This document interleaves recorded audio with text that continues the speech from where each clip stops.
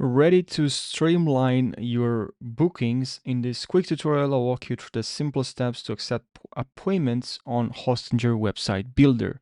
So let's make scheduling easier for you and your clients. And if you find this helpful, make sure you subscribe and like this video. I really appreciate it. So what you're gonna have to do here is to go to websites here, and then from here, click on decide, select, choose which website you want to add appointment. So I'll click on this one, click on edit website.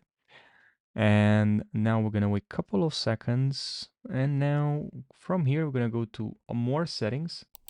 And then here we have something very interesting. We have appointments. So click on appointments. I didn't know it was actually located here when I started using Hostinger. That was like located maybe in add elements, but anyways, it's actually here.